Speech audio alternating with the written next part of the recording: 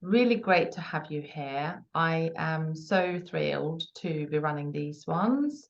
I had this hunch last year that I wanted to start, well, doing like a monthly meeting, almost like a monthly masterclass where we come together and I teach about the things that I teach, and just sort of create a space, really. That's what I wanted to do, create a space for everyone to feel relaxed and can answer your questions and things like that.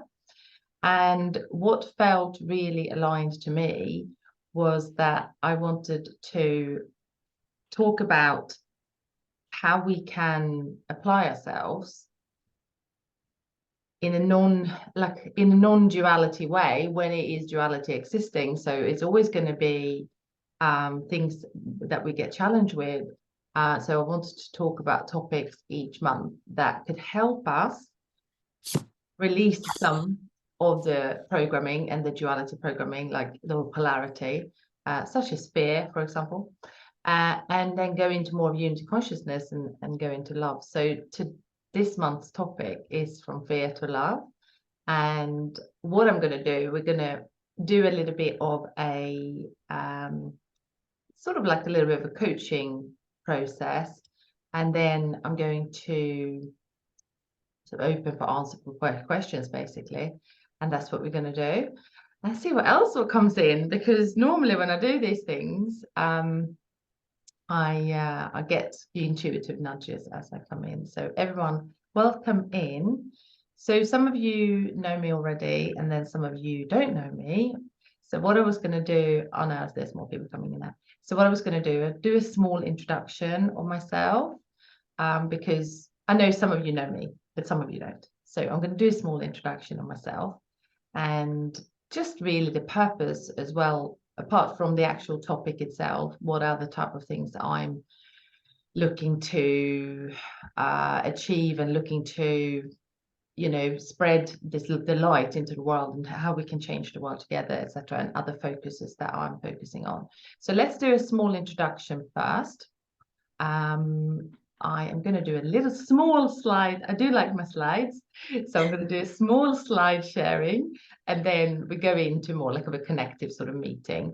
But I think I do like my slides. So I'm going to do this a little bit now. And make sure everyone is on mute as well, actually. So I think everyone is on mute. Yeah, that's cool. Okay, so what I wanted to talk to you guys about is the big picture, really. And I'm just going to work this out while I'm doing that. There we go. I wanted to talk to you about the big picture and how we together actually can change the world, and how important it is to come together and find the right community and find the right spiritual people to hang out with that share similar goals and that share similar visions. So that's also the reason I created this space, because everything is energy. So as soon as somebody comes on this masterclass, they're like, yeah, I really agree with those values, and I really, it really resonates with me. And then you want to kind of hang out there. So I'm Jenny Lyon Rainbow Anderson. I am a New Earth mentor. I am a healer and a channel. I'm also a business coach for spiritual entrepreneurs, and I'm certified in several healing modalities. I have 30 plus qualification in relation to body, mind, and spirit.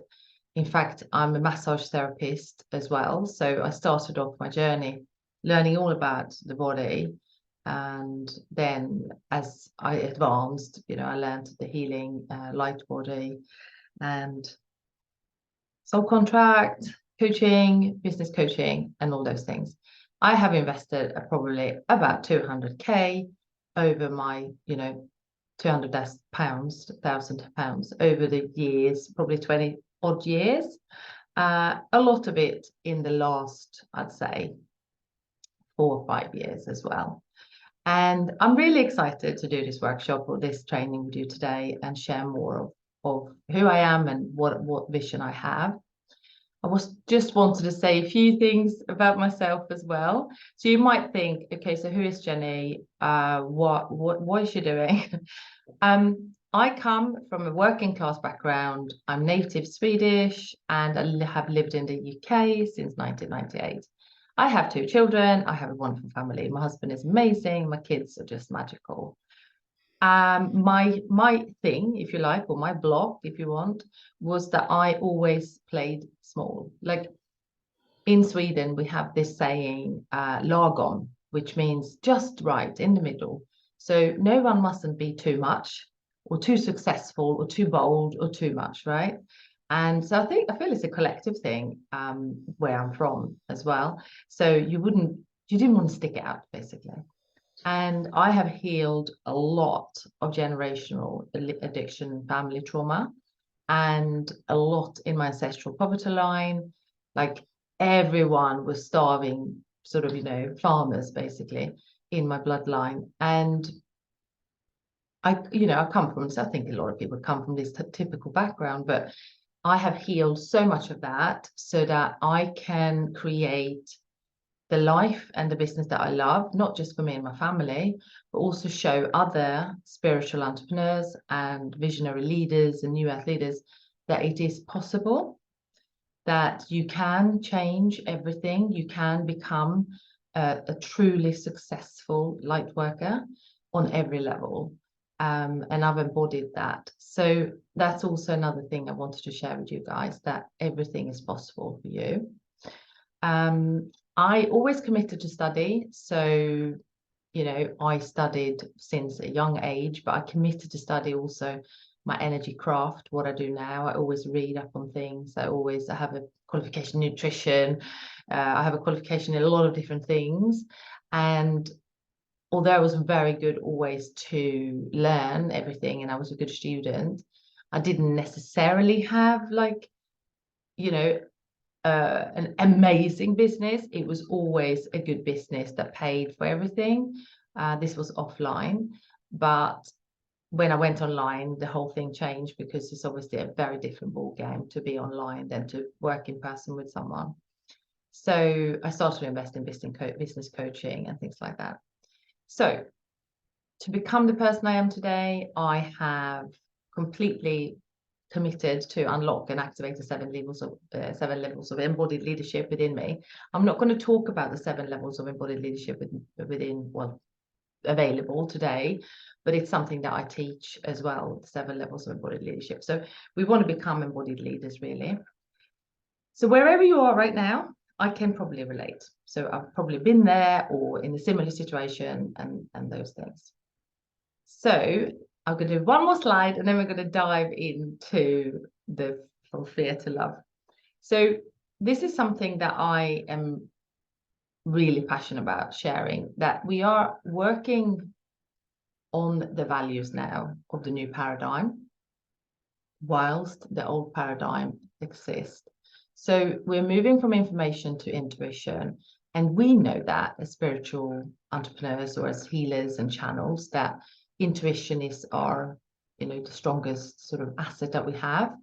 But the world is not built like that. The world is built on the old paradigm beliefs, which is control, imbalance, not equal, in gender or sexuality, competition, fear, violence, like all the things, I don't need to tell you what it is. And the new values in the new paradigm are very much feminine energies, really. So all about unity and limitless expansion, wealth, that everything's available. Your reality is actually an illusion. You can create a completely new world for yourself. And it starts from within, So we're looking at support, trust, empowerment, collaboration, and creativity, all those beautiful things. And I look at this in business and in moving forward into the new world, and that's what I focus on really with my clients and how I focus within my programs and everything.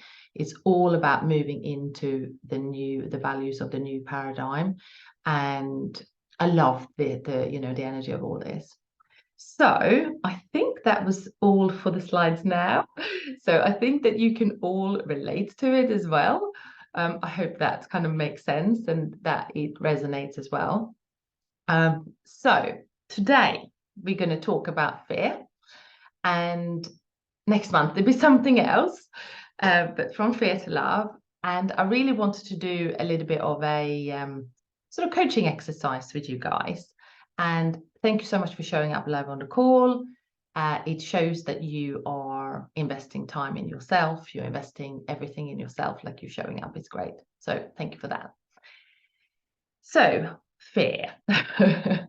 Fear. Let's dive into the actual topic. What I would like to ask you guys, if you can pop it in the comment box, how does fear play out in your life right now? Like, what is it? Is it external? Is it internal? Like, how is it playing out? And if it is not playing out at all, great. Or maybe you see fear in your relatives. I don't know. Like, do you know what I mean? Where is it playing up in your life right now? And maybe pop it in the comment box. No one will see it apart from us. Pop it in the comment box and see how it's playing out. We're not going to focus on the fear, but it's just interesting to see where it's playing out, because it's always going to play out somewhere, and we've got to deal with it. So Lauren is saying, okay, so let's just pop into the messages now. So Lauren is saying, showing up for herself and create your spiritual business, online business. Yeah. And Michelle says, fear keeps me from being socially active, like networking in mainstream business and companies. Yeah. Being visible, up-leveling self. Yeah, so Meta says fear of being too much and playing small. Okay, so these are all really valid, and it's almost like, you know, those kind of fears that you just share there. It's like you can live with them, can't you? It's like they're not going to be like, oh my God, if I don't get rid of this fear or overcome this fear, my life is in danger. It's not like that, is it? So we kind of tend to go, I'll just put it over there. Do you know what I mean? So I won't challenge it. I'll just leave it there. I'll be fine. And even like fear of playing too small, you know, playing small, same thing. So yeah. Esmeralda says her message is vague and changes a lot, and then not taking action. Yeah, so Esmeralda is also a healer and a coach, and not then taking action. Yeah. And then Estelle says, having some fear showing up moving forward in the next phase of my business, but without fear. Yeah, exactly. There needs to be a little bit of fear. So what we're going to do today, we're going to break things down and actually sort of not face the fear, but kind of break down what the fear is. So is the fear real? Like, if you actually closed your eyes and go, I have a fear of showing up online. I don't know why, but I just have, sort of thing. Can you feel it? Or is it more in your head? So Lauren says, I'm learning to surrender to the divine and learning to move forward and increasing my faith. Yes, it is an illusion. So if you had to locate the fear, if you actually had to say, no, I think it is real, where is it in your body? Where are you? Because you will keep it somewhere. It won't just be like over there. It will be either in your head or somewhere. So where are you keeping the fear? Solar plexus, yeah. Throat, yeah. Excellent. So this is the whole process, locating where the fear is, and then we can release it. We can do a little release as well. Let's just add extra magic today. Yeah, so Meta says, I tend to feel it in my body, and then when called upon to lead into social situations. Yeah, okay. Yeah, Lauren is happy. Okay. So you're starting to locate it, solar plexus. Yeah. So it's not about us saying, oh, you have it in solar plexus, because it's more like that's where it is right there. I mean, you hold your personal power in your solar plexus, but it doesn't really matter where you're holding it, as in like we don't need to analyze it. Do you know what I mean? Okay. So we're going to release it in the end. Now, you feel like maybe it's not real, but you can feel it in the body. What is the worst thing that could happen? And I would like you to name this. What's the worst thing that would happen if the fear was real? So like, if you think, oh, I don't want to be visible online, I have a fear of that. What's the worst scenario? Is that somebody bullying you online, or like your parents seeing you, or your school friend, or is it your partner sort of talking down at you? Like, what's the fear? Because they see something that you think, what's the worst thing that could happen? And I mean, you don't have to share it in the comment box, but think about it. What's the worst thing that could happen? Because that's actually why it's been created.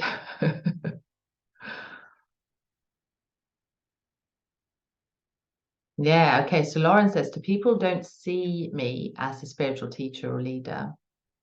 Okay, so you basically, the fear is about not being taken seriously, or not being taken, not just seriously, but taken like that you're authentic, basically.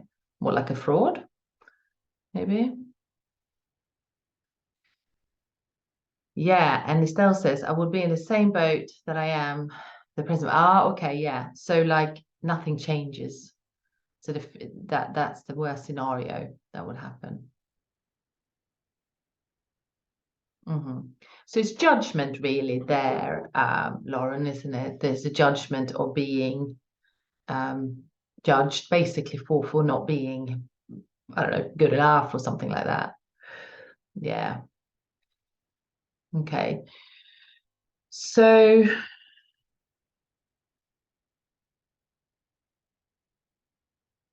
what is the actual worst action or situation that you could think of that could happen because of that fear?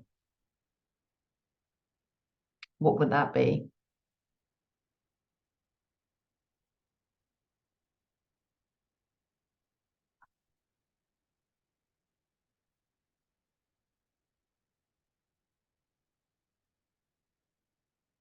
Yeah, failure. And then with that, Estelle, if we go deeper with the failure, because failure is like we're trying things out, right? We are yeah, we're just practicing. So where did that come from, the failure? Were you judged when you were younger at some point? Like, was there something going on about failure that you mustn't fail? Was there a pressure from someone or something or school or yourself that created that? Because everyone knows on an intellectual level that we're meant to fail so that we can learn and we can get up again and go again. Yeah, so Lauren says, yeah, failure. So Tonya says, "I think I just don't know enough or not following." Okay, yeah. So like you're not expertise enough or have expertise enough, yeah. And I know no one cares or listening, yeah. Which is obviously not true. Crickets from others, silence, no engagement, says Lauren. Yeah. So she was judged, feeling like an outcast. Yeah. Yeah, and Estelle, so you say here that most of it is of you created that yourself, the failure, like putting that pressure on yourself. And Lauren says she learned to hide in the background. And then Meta says people get scared, literally triggered by the intensity of my energy. Okay. But this is the thing, right? The ones that can't take your frequency are not your soul sort of clients anyway. I trigger people as well. I just have people like defriending me and completely disappearing sometimes, and I'm like, where did they go? It's quite clear to me that I triggered them in some way, and they're just moving on, which is fine. Yeah, says, still learning, not trusting myself and knowing what to do. Yeah, yeah. So you're doing really well, guys. So now we've kind of gone a bit deeper with the fear, and it's like we can realize it's coming from somewhere, or we're creating the stories in our own heads, or we put pressure on ourselves to be something. Yes, Laura just said you had somebody defriending. Defriending. Yeah, this is another thing. You know, social media can be so triggering. What I'd like you to think of social media as is like a really good funnel, because the people that get repelled by your energy are not meant to follow you anyway. And the ones that really love you, like the evangelists, you know, they're really meant to come with you and be with you, be in the Zoom room like this, or, you know, be together with you. So instead of looking at it as, oh my God, no, not everyone loves me, because they won't. It's great. It's good. You just kind of got to get over it, sort of thing, and go, you know, I'm not for everyone. And that's fine, because you're all meant to have pods of soul family where we are awakening these groups of people. So on a soul level, you have already agreed on many souls to hang out. And then together as collective groups, we will awaken the world. So it's okay. It's fine. We can't just be one big thing, one group where we have one leader. Do you know what I mean? It's not like that. And then the contrast between me and others.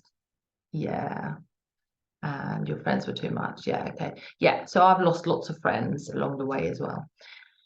So I think there's something about 7 years that as a friendship cycle. Some scientific thing, I'm not sure, but it has some weight, I think, because when I look back at some of my friendships, they've actually changed like that. So I don't take it personally. Okay, now, with coming back, this is the last question. So with the fear, yeah, 7 and 12 years. Ah, Esmeralda, thank you. Yes. Yeah, exactly. They drop off. So you're meant to grow, and there's going to be friends that you had from childhood that will come with you all life, because they also grow and you're just kind of coming alongside each other, right? And that's lovely. And you know, childhood friends, that happens. Yeah. So last question now. Now, we've said, where did the fear come from? What's going on? Who created it? Why is it happening? Now, what is the truth? So you said about, I felt, you know, my visibility, or what are people going to think, all the things, the fear you had. What is actually the truth? If you close your eyes and you go, what is the truth of this matter? What's the truth? You know that the truth is probably not what you're feeling. So what is the truth? What is the truth around your fear? What is actually going to happen? You know, think about this and put it in the comment box. See what the truth is. Universal truth, divine truth. Take your time.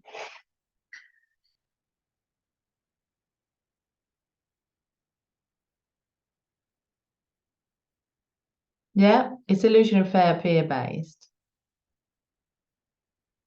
Tony says nothing. Yeah, it's like, the truth is that some people will follow you, some people will not.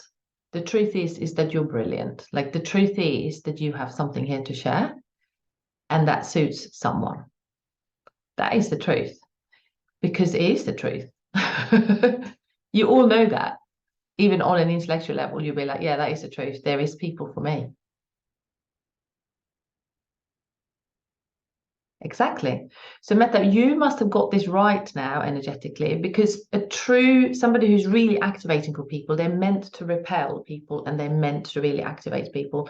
If you're right in the middle, it just means that you're maybe not expressing your deepest truth yet, because you're not fully creating that duality separation, because you're just trying to fit in. So that sort of in the middle pathway is not really the right one, because you are dimming yourself. Yeah. And when you dim yourself, everyone's like, oh yeah, I love her, she's all right. But no one kind of feels it. Everyone's like, yeah, she's all right, she's nice. But actually, you need to bring your power out and your soul and everything out so that people go, oh, I love her energy. Oh my God, I can't get enough of her. And then people are like, oh, no, she's too much for me. And then they move on. So that's you created the separation that needed to be created so that you can, create the following or, your soul family. Yeah. Yeah, you're meant to bring your full power. Yeah, exactly. The truth is that both can happen. Exactly. Yeah. So we know, so it's almost like the sooner we can just accept that we are not for everyone and there is a soul family for all of us, and just love people from afar and love people that are close to you. It's like, look, it's fine. There's no judgment. I think also the sister wound is big to heal this year, not just this year, going forward. The sister wound with especially women, because so many more women coming into power and coming into their mission and stuff. So it's about lifting each other up and leading together and really support each other and guide each other. And if something is, and learn to have great boundaries. I was talking to someone about this. If somebody like reaches out, I talked about messaging and being in kind of your divine masculine, taking lead and charge. And if somebody feels like that's too much, well, they can say no.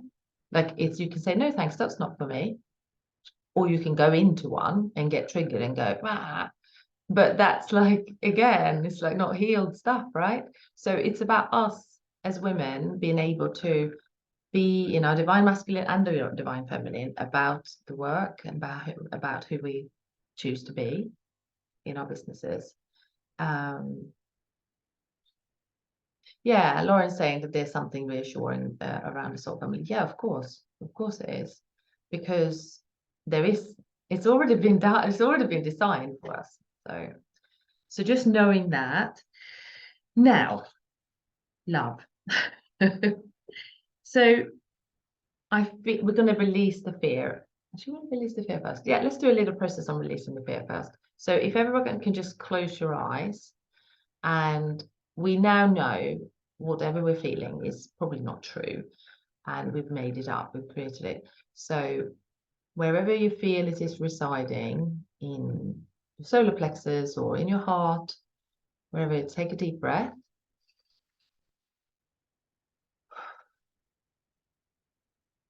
And take another deep breath.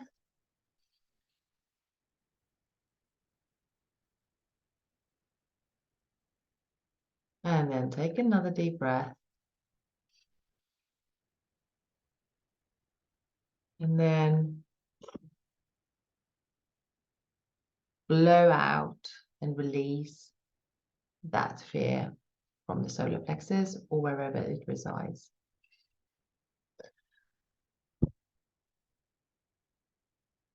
Let your body naturally release it. Let your body naturally let go of it. And then keep breathing it out. And when it feels like it's completely gone from your solar plexus or wherever it resides, then you start taking some breaths and breathe in light and breathe in, higher sort of vibration, a good feeling, a light feeling into that area, with the intention to call in actually your soul family, and to be in your brightest light in this way. And let go of what's heavy and what doesn't serve you now. So I can already feel the energy is already shifted. So that's really nice. It was a super short process. But yeah, you can just, if you locate it in your bodies on your own, anytime, many of you know this anyway, but you could just locate it where it is in the body, just focus with intent to release it and then fill it with light. Like, this is the most simple process. And you can do that. So how do we go to love? So fear is like, now we talked about fear as in an online presence fear, or like as a spiritual entrepreneur, there might be other fears, but in this context today, how can we remove or overcome or move through that fear and then come into unconditional love, because actually that's actually why we're here. You know, we're here to serve the world and service our clients and do it from a space of embodiment and love. How can we, you know, open our hearts more? You know, apart from obviously we can do meditations and do energy work and do those things and clear our own trauma, of course, so that hearts are more open. The hearts are often closed because we have been traumatized. So it's not sort of, it's by default sort of thing. So knowing that, opening our hearts to just working with the heart energy. I actually have on my website, it's Atisha's heart meditation. It's actually the most simple heart meditation that you can do. And it will just open a heart. And that space, when you're serving, when people feel your heart open and it opens up, they come. They just come to you because they feel safe, they feel the love, and they feel like it's like you have a genuine care, like you genuinely, authentically care about them, and you leave with that. And that comes from a full cup, right? Self-care. So we can open our hearts when we feel full. And it's easy to open a heart when we feel full. If we don't feel full and if we feel that we are in sort of some sort of lack in any shape or form, whether that is lack of support, lack of something else, lack of this, that, it's harder to open a heart. So we want to support ourselves, and then it's easy to open a heart. Yeah. So Estelle says that I found that developing my self-love has opened the channel more. Exactly. Because when you are soft on yourself, you will be soft on others. And that doesn't mean that you you have boundaries and you have, that with your clients and everything. It's not like you're a walkover or anything like that. But when you're soft with yourself, then you can be very soft with others. I remember, so my dad passed away in 2017, and I connect with him, regularly sort of thing. And I remember once when I felt really, I can't even remember what it was, but I felt like I was really harsh on the kids. Like I felt really, really like I punished them too much. Not as in punished them, but like I was so angry. And I just said to my dad, like, oh my God, what can I do? How can I change this? I feel so bad. He said, just be soft on yourself and you will be soft to the children. And I was like, oh my God, he's so right. Like I would never have shouted so at them and so like, because obviously I was stressed. I hadn't been kind to myself, or I hadn't given myself enough time, whatever it was, can't even remember. And that was the reason I couldn't be soft with them, because there was no space for me. So it's really important we do this, yeah. And it opens the channel, Estelle, absolutely, when we are still and that. So Lauren says, there's something reassuring. Okay, I missed that. I saw that one, yeah. So I'm going to drop the link, actually. Let me drop the link for the heart meditation, if this is something you can try. It's from the website. It's actually not to listen to. You have to look at the script and then just do it with your eyes closed. But it's called Atisha's heart meditation. It's actually a Tibetan meditation, and it's one of the most powerful meditations. I'll just pop it in the comment box now. Okay, so we're doing really well on time. So I wanted to, yeah, why don't you ask some questions now, really? I was just wanted to keep them quite nice and short and sweet, these sessions, so that everyone can process and put time to do other things. But I wanted to see if you have questions on anything to do with your spiritual entrepreneurship, how to move through or past your fears. Like, look, it's almost like ask me anything, but yeah, feel free, and then see how we can, move the needle for you. So, any questions? don't hold back, because I can probably answer your questions. So don't be shy. Michelle, do you want to go first? I think she's on mute. Got it. Um, well, speaking into when you shared that, one of your holdbacks was playing small. And I mentioned in one of our texts on the Facebook group about wanting to stop playing. Like I've always played that support role, like the best friend or the server, but not being the one who served. And so I said I wanted to take up space as the lead character in my success story. So, and to me, that's playing a bigger game. It's sort of like in that genre. So, Yeah. just maybe speaking a little bit about that. How was that shift for you? What's the simple technique? Things like that. So, I Yeah. know it's a process, but Yeah, it is a that's process. It where does I'm at. happen gradually, actually. Mm-hmm, You can quantum leap in your identity, but it mm-hmm, feels probably safer to just do steps. So, I mean, look, you can literally do a visualization on how you envisage yourself as that world-renowned spiritual leader. What does she wear? How does she speak? How does she walk? How does she talk to her clients? How does she talk online? How does she show up? So it's almost like, can you create her mm-hmm, visually, emotionally, spiritually, all the things? I mm-hmm, do this. I don't necessarily write it down, but I do dress like her. I do show up like her. I do my social media like her. I do it. mm-hmm. So that means then I become her. So it's like Yeah, external actions yeah. of I'm a Gemini, and so like on LinkedIn, I feel like I have that presentation going. Facebook, not so much. Um, but yeah, I think it is kind of like creating yourself. yes, you're But it creating also yourself. has to do with like being willing to have attention too. I think there's something about attention in there. Yes, yes. Having that spotlight feels a little like I don't really need it, not really wanting it, but yeah, that's part of the game. That's That's part of it, yeah, to be mm-hmm, visible. So I would say when it comes to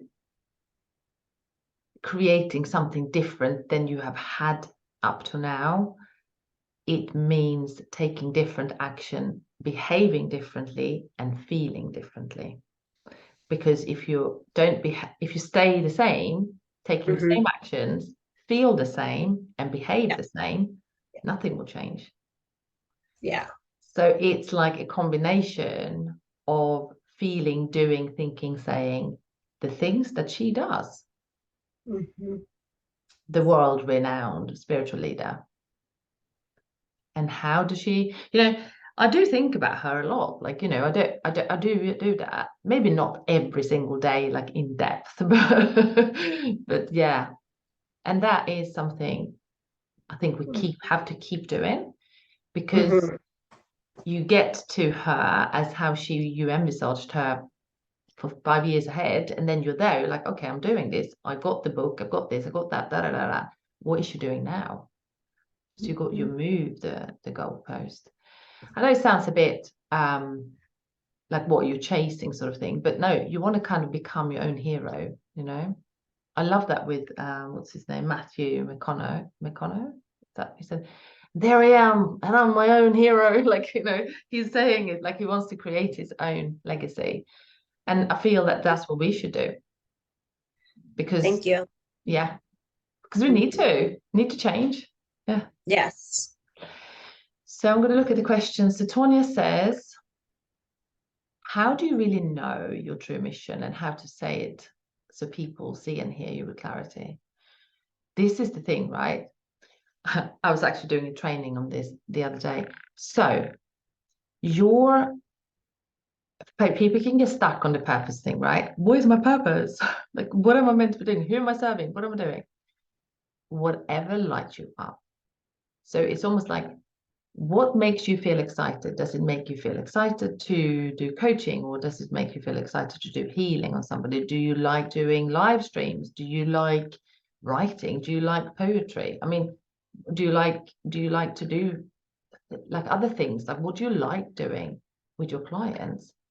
And like, and then you just have to keep doing that. And then as you keep doing that, it will reveal more steps of who and what and everything that you're meant to be doing, what you're meant to do. Obviously, I do soul contract readings, which reveals, not relieves, reveals somebody's soul destiny and, you know, the karma and the challenges and talents and everything, which is really helpful, but you still got to figure out the formats. And I feel if it doesn't light you up, then you've got to shift. You've got to do something else. If it feels heavy, boring, and just like, then you're not meant to be doing it. That is it really, because that's most probably the easiest explanation that you can go and try out. So for example, I did massage many years, and then it was some point I was like, it doesn't light me up, because I used to light me up because I used to like it, but now I don't like it anymore. I like doing online coaching like this. I want to do this. And I was like, right, I've got to stop doing it. I just stopped doing it. And it's good. So I'm very excited. Yes. Kirsty says, I have a one-to-one client that I've been working with for several months who is a resistance energy and won't take action. What do I do with her now? I mean, I would let her go. I'd let her go. I would let her go, because you are then carrying that heavy energy of having to sort of feel like you have to move her and get stuck energetically. And then you're blocking a dream client to come in. Yeah. So I would just say, I'm not aligned anymore. I'm really sorry. I've got someone else who maybe can help you. You could always recommend, when that's happened to me and people, I'll say, look, I know somebody who's very good at this. And then I check with them if they're happy to, because it might be a different dynamic, you see, as well. Might work better. Hopefully that makes sense. Yeah, so let her go. It's heavy. And then Stephanie says, how to attract soul family that has the best interest to support your mission. In the past, I met my soul family, but didn't necessarily have the best interest. Oh, okay. So when you say soul family, Stephanie, are there people online, like, you know, friends that you met through different workshops and programs and things, or what? Is that right? Or I'm just waiting for her to see what she says. Yeah, online. Yeah, okay. Yeah. So again, you may have moved on to a different level of where you're meant to be going, and they may not be aligned with that anymore.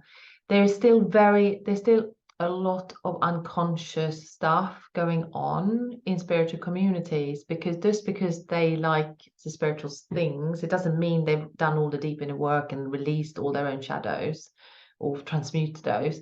And then it comes out sideways, and then you have this kind of weird energy, and like that you might have even, you know, have some issues going on with people. I've had that, and I'm done. So I'm very selective of where I actually spend my time, because yeah, you want to hang out with people that are on your level or more advanced.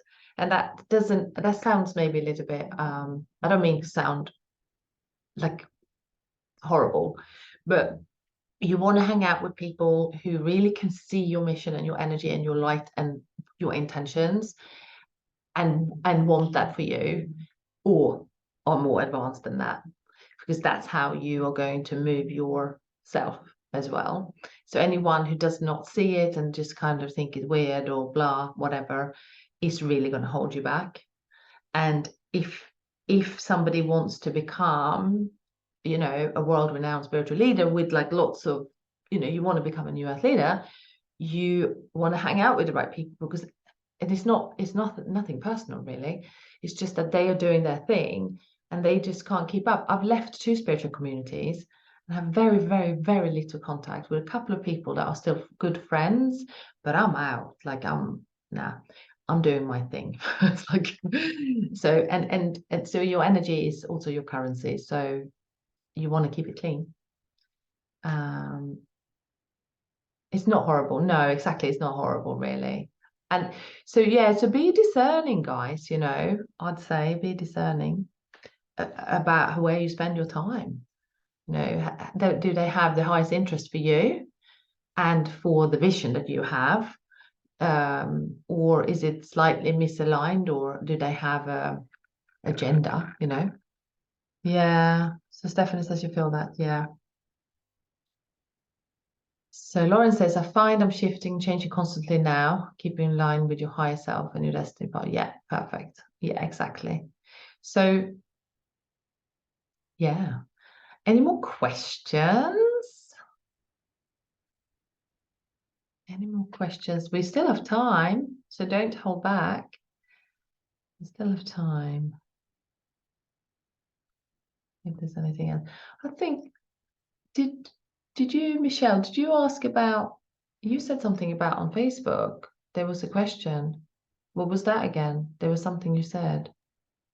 Yeah, it was about helping us to be more invited into corporate and organizationals, you know, for those folks like me that want to do more corporate work. How do we, it's part of the identity piece, I know, Yes. and the messaging, but also just maybe what you're seeing in terms of the readiness factor and how do we speak about love and those more esoteric concepts when it's very business oriented.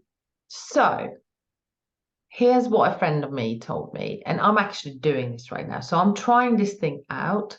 What I've discovered is that there's going to be light workers who are meant to actually do their light work in corporations, in businesses, in places.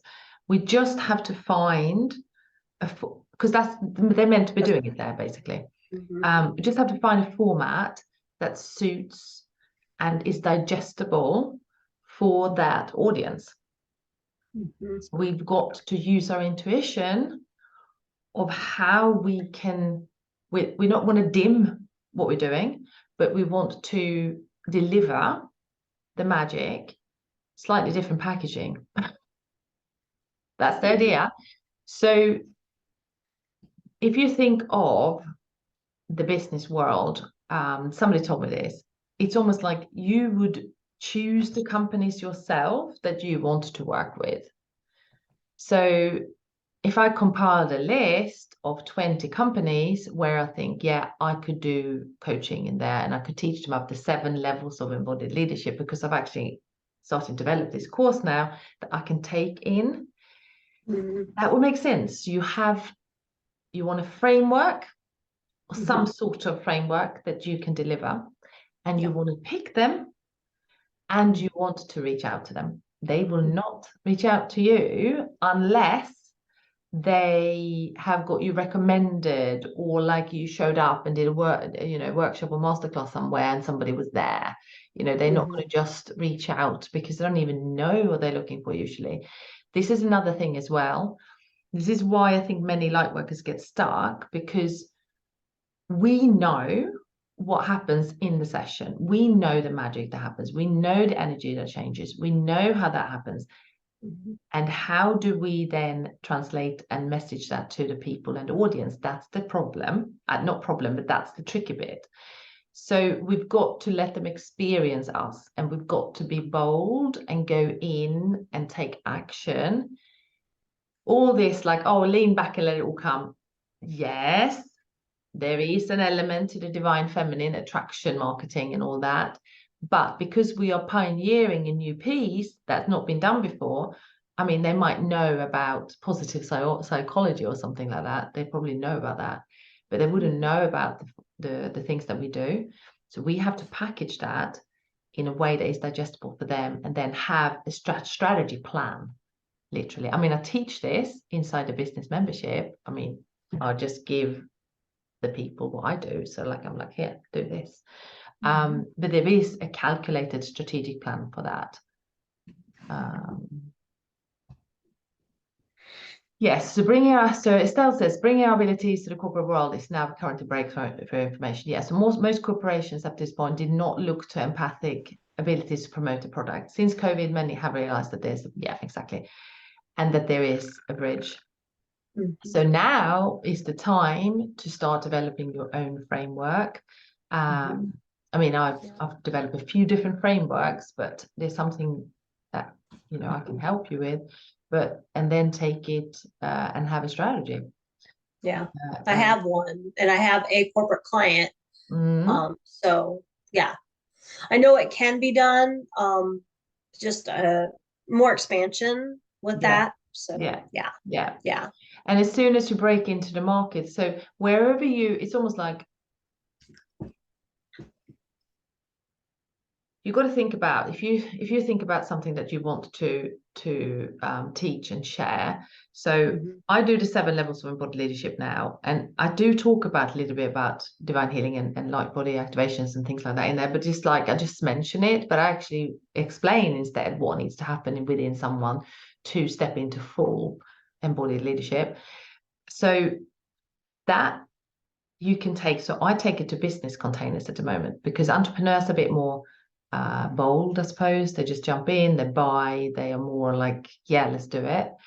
So I'm piloting it in there, and then I'm going to take it into companies, because then I've already run the, you know, the groups, and then I can take it in there. So it is really, you are creating it. Like, no one's going to reach out. I mean, look, they might reach out to say, hey, I'd like to have you on this summit, or I'd like you to come and do this, or something like that. But they're not going to go, well, can you come and teach us on exactly this in our company? We really need that. That's probably a very small chance, unless you've been recommended. So you've got to take bold masculine action. But there's ways to get into companies and to actually get seen and accepted and get a call with it's not HR, but more like the wellness officer or something of the company. That's kind of like where the route you want to go. And just take loads of no's and just keep going until you get yeses. That's it. Let's see if there was any more questions on that.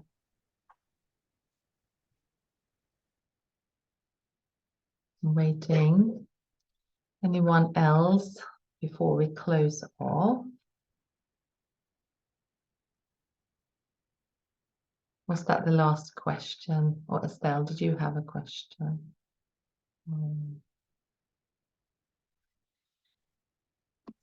I'll ask a question. Yes, Tonya. So I was thinking, I had a download as soon as you said something. But now I've been thinking about it so much I forgot what you said, but in my mind I know what you said. Right. So and it has to do with mission. Like, my mission really is about other people's mission and allowing people to understand who they are and bringing forth what their true mission is. So it's kind of like what I'm trying to do. Sure. And it's about people who are thought leaders, who want to shift the paradigm of what, you know, the culture, the collective is thinking. You know, you can't shift the whole world, but you can definitely shift the tribe that you are around, or your community, or giving people a different way to think. And so that's how I think about thought leaders. But it almost seems too confusing in my mind. Like, what is that? Like, I'm trying to do that thing that I wanted them to do. So it's almost like it hasn't solidified it yet into, like, have you got some programs in place? Like, is there anything you're offering your clients that is in place? Or... It's I do something called the House of Emmanuel, but it's focused on human design and like identity shifting. But I don't know if I don't think people are really clear about what it is I do outside of human design. I don't think nobody knows what I do. Oh, okay. So it's almost like, because you have this feeling that you are here to unlock the purpose of those people, it's almost like you've got to allow something to solidify, meaning, can you take someone through a process that promises that? Can you create like a program or some sort of solution that will promise that? Only by doing the work itself and actually experience it live with a client, taking them through it, then the next step will be revealed. So it's almost like can you find some clients and go, right, look, I'm working on this thing about unlocking your, you know, your highest potential, and I want you to, if you don't mind, like, can I do a case study, like, you know, or something like that, and Okay. charge half price, or I don't know, or ask a client that work with you already and say, look, next session we're going to do this. I mean, ideally you want to get paid, you don't want to do it for free, you know, but if you had to do 5 case studies, that would probably be fine. You know, 5 sessions or something. You just got to think of a way how you can solidify what it is you want to deliver, then actually deliver it, and then go, okay, this is how it looks like. It's only by doing it that you will experience, like, actually knowing then the next step. But creating programs, allowing downloads to come in, actually taking the action, taking people through the process that you want to create, even if it's not refined, is actually the solution. So, yeah, does that make sense? It makes 1,000%, because Yeah. it's almost like I'll do the human design and they'll get that shift and that understanding, but it's not like I go all the way through an So you entire want to go, process, so it doesn't move past this piece. So I see what you're saying. You're right. I got you. I can do it. yeah. Okay. So Thank you. That was helpful. yeah, no, that you're welcome. And then Lauren says, when creating a new package, a new you're new with online business, yeah, is it best to market my program as the beta? Yeah, I mean, we can talk about this in the business membership, but yes, you would probably say, let's run this beta group, or let's run this first group, and then you still get paid. You know, you just say, well, the normal price will be this, but I'm going to run it at the beta price for this, and then just get some people together and get going. Really, everything that I've ever done, I've done some beta programs, and then yeah, just then it's full price, like, you know, after the beta is finished, sort of thing. So I also wanted to share with you before we finish, so some of you know me already, you're already in the business membership, so Connect the Soul Club, but I just wanted to show you a little bit this year what I'm planning for this community. So I'm going to continue these masterclasses where I really want to connect with people who are serious really about the mission, right?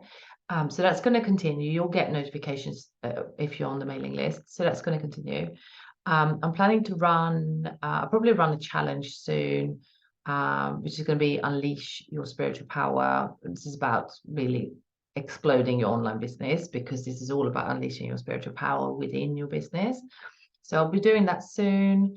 I will also run something else around energy expansion and things, because the LIGHTBODY program that I started running in September, is running again in September.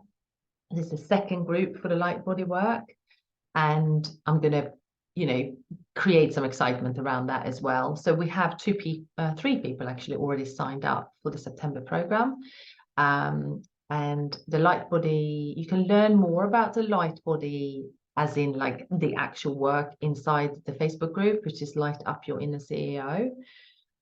There's lots of masterclasses in the guide section, because it's kind of a bit out there. So I'm explaining it in a very good way, I think, that what it actually does and why we need the LIGHTBODY work actually. So that's happening.